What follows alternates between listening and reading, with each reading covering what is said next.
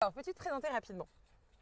Alors, je m'appelle Nicolas Toutain et je suis le chef jardinier du château de la Bourdaissière et plus particulièrement de ce conservatoire de la tomate. Bravo. Pourquoi as-tu choisi ton métier? Alors, moi, depuis que je suis tout petit, depuis que j'ai 2-3 ans, je sais que je veux faire ça. Au début, je ne le savais pas, mais mes parents l'ont tout de suite vu parce que j'avais toujours les mains dans la terre et je tripotais les plantes, j'arrachais les plantes de ma mère, je les replantais ailleurs. Et donc, depuis tout petit, j'ai aimé planter, semer, et donc je savais que je voulais faire ça. Elle devait être contente, ta mère. Elle a beaucoup souffert. Il est où mon rosier? Surtout que quand j'étais tout petit, on vivait en appartement, alors la moquette de la... Qu'est-ce qui te plaît le plus dans ton métier? Ah bah moi, c'est pas tellement de récolter les fruits ou les légumes, c'est de les faire pousser. Moi, c'est vraiment de voir une plante grandir, de partir de la graine ou d'une bouture ou d'une racine et de faire grandir la plante. Moi, c'est vraiment ça qui m'a passionné. Depuis tout petit, d'ailleurs, j'ai adoré le livre Jacques et le haricot magique. Voilà, pour moi, de voir cette plante qui poussait à très grande vitesse, j'ai adoré ça. C'est ce qui m'a donné envie de travailler dans ce métier. On en a du coup des haricots magiques? Alors, ils sont moyennement magiques, surtout qu'il manque un peu de chaleur. C'est vrai. Donc pour l'instant, ils vont très lentement. Ouais. Pourquoi as-tu décidé de faire pousser de la tomate? Alors, j'ai décidé de faire pousser de la tomate en arrivant au château de la Bourdaissière, parce que ce n'était pas mon idée tout petit de faire pousser de la tomate, mais c'est quand je suis arrivé au château de la Bourdaissière, je savais qu'ici, il y avait un conservatoire national de la tomate, donc il y avait déjà un jardinier avant moi qui partait à la retraite, et donc je suis venu ici pour le remplacer. Donc quand je suis arrivé, comme ça du jour au lendemain, on me dit tu es responsable d'une grande collection de tomates. Donc il y en avait à peu près 600 quand je suis arrivé, maintenant il y en a plus de 700. Donc je ne vais pas l'augmenter indéfiniment parce qu'il y en a des milliers dans le monde. J'ai 15 000. Oui, oui, ça peut aller jusqu'à 15 000. Donc ici, on n'aurait pas la place. Mais moi ici, en arrivant ici, ma passion, c'était déjà de cultiver des plantes comme on l'a déjà dit, mais c'était aussi de faire découvrir aux gens, aux visiteurs, la grande diversité des plantes et ici notamment de la tomate. Découvrir toutes les formes, toutes les couleurs et toutes les saveurs de la tomate.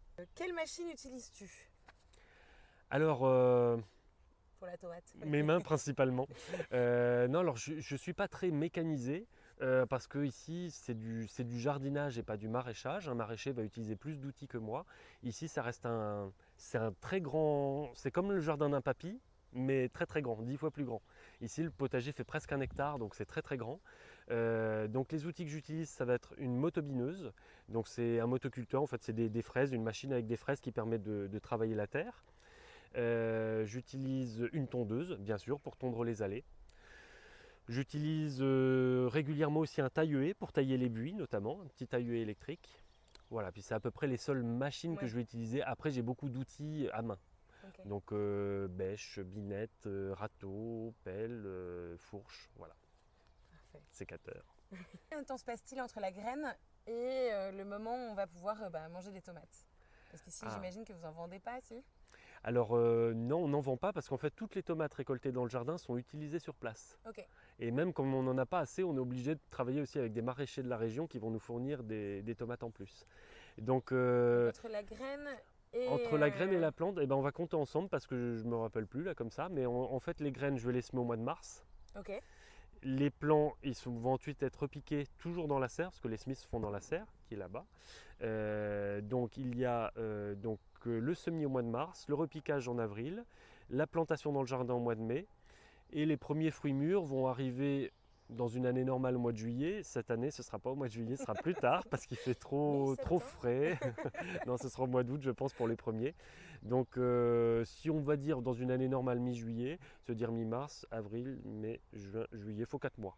4 mois au minimum, mais pour des variétés tardives, ça peut mettre 6 mois. Ok. Ouais, ça peut être très long. Et donc, quelle est la période de semis optimale et les différentes étapes?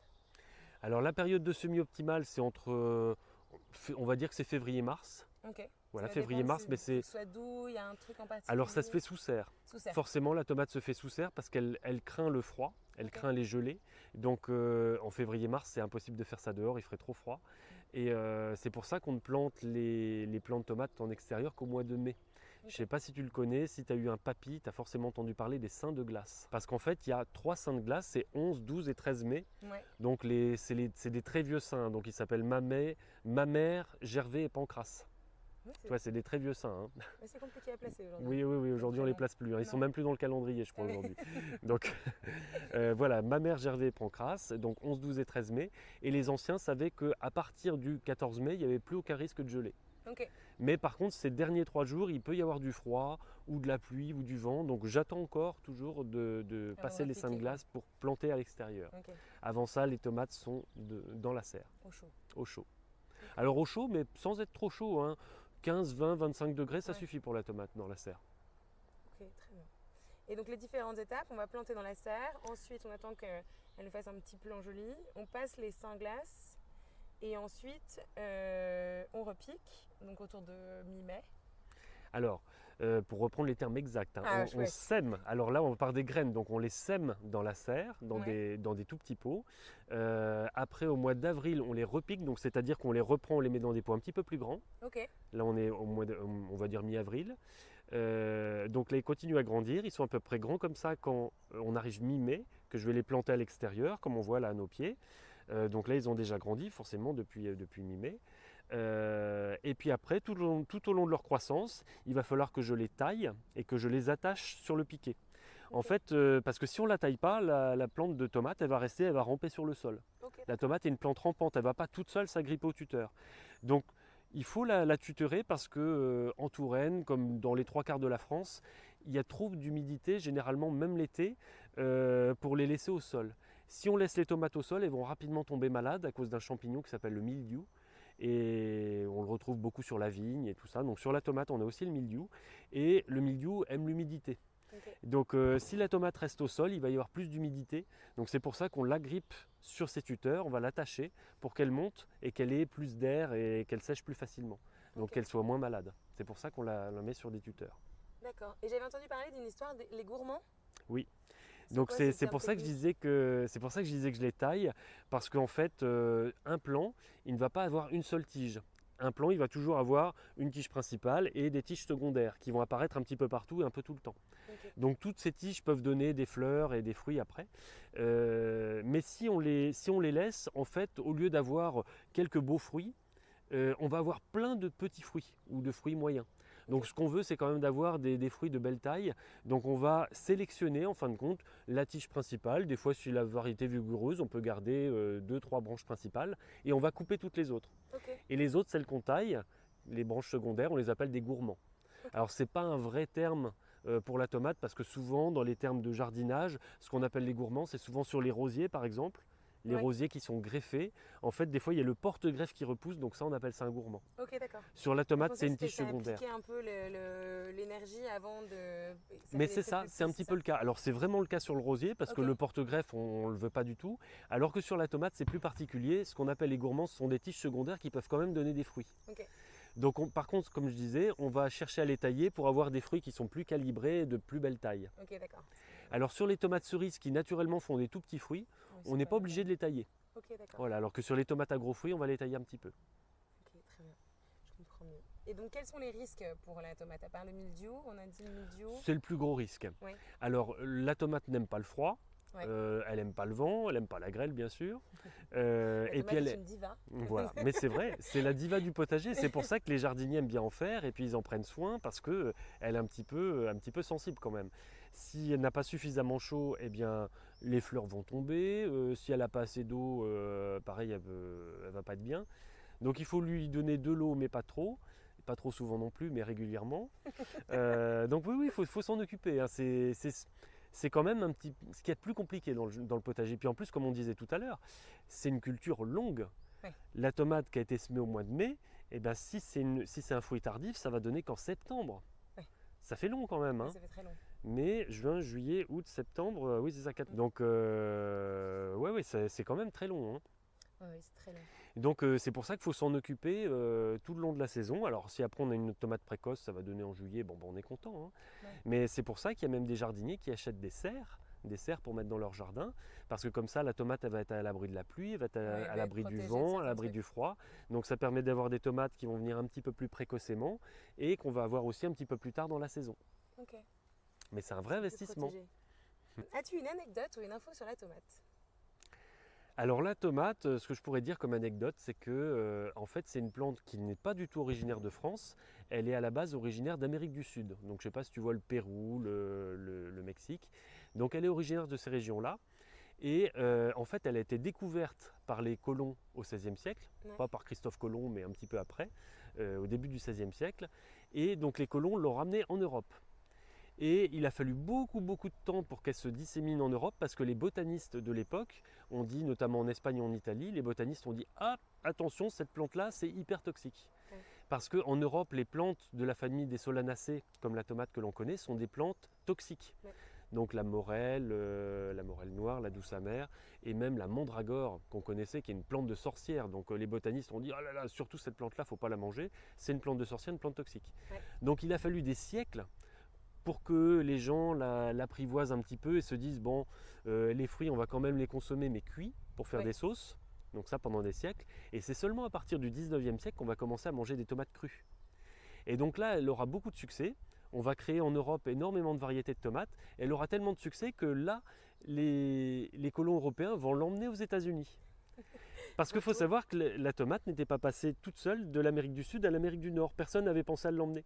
Donc il a fallu qu'elle passe par l'Europe pour ensuite revenir aux États-Unis. Et là, aux États-Unis, elle a eu un très grand succès. Et donc là, c'est pour ça que depuis le 19e siècle, il y a des tomates partout dans le monde. C'est incroyable. Ouais. Mais d'ailleurs, la fleur de la tomate est quand même toxique, non? Alors les feuilles surtout, alors la fleur certainement un petit peu, mais c'est surtout les feuilles. Parce que les feuilles contiennent de la solanine. Okay. Alors la solanine, c'est toxique, mais on n'en mourrait pas. Il faudra en manger des kilos pour mourir. Hein. Okay. C'est surtout que si on mange des feuilles de tomate, on va avoir des petits problèmes digestifs. Okay. Mais on ne va pas en mourir comme ça. Mais c'est comme les pommes de terre, sont de la même famille que la tomate. Et tu le sais sûrement, les pommes de terre, si on les laisse au soleil, elles verdissent. Ouais. Et là, ta maman t'a sûrement appris, les pommes de terre verdies, elles sont toxiques. Voilà, c'est pas bon. Parce qu'elles synthétisent de la solanine quand elles sont au soleil. Donc la tomate, c'est pareil. Donc la tomate, on va dire une tomate verte qui est crue, tu vois, une tomate dure qui est dans le jardin qui n'est pas mûre. Pareil, si on la mange comme ça, c'est pareil, c'est toxique. Ouais. Il faut qu'elle soit mûre pour que la solanine se soit transformée. Okay. Et la solanine résiste à la température ou pas, à la chaleur? Non, je pense qu'à la cuisson, à forte cuisson, elle est détruite. D'où la confiture de tomate verte peut-être? Exactement. Okay. Voilà. Très bien. Mais il faut bien les cuire. Qu'est-ce qui te rend fier tous les jours? Ça, la beauté de ce jardin.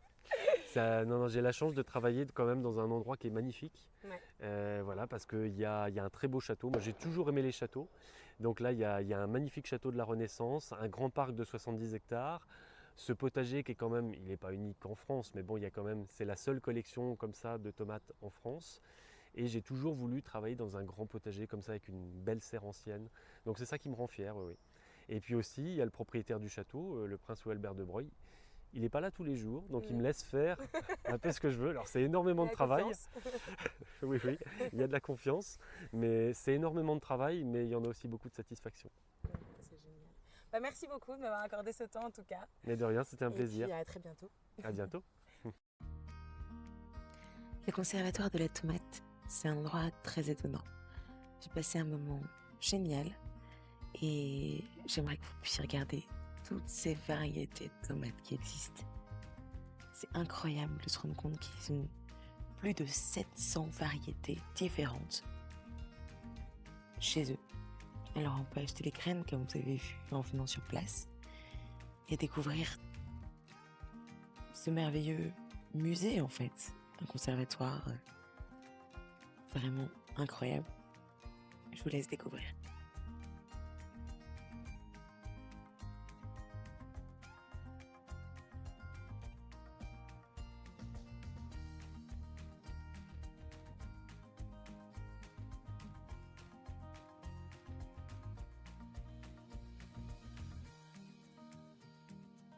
Et puis, le site internet propose plein d'autres choses à découvrir sur le conservatoire, sur Nicolas aussi, que vous venez de rencontrer.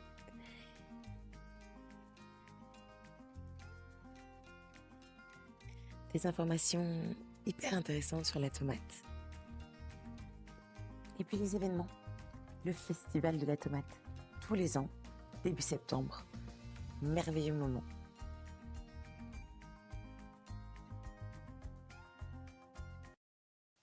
Viens découvrir le livre.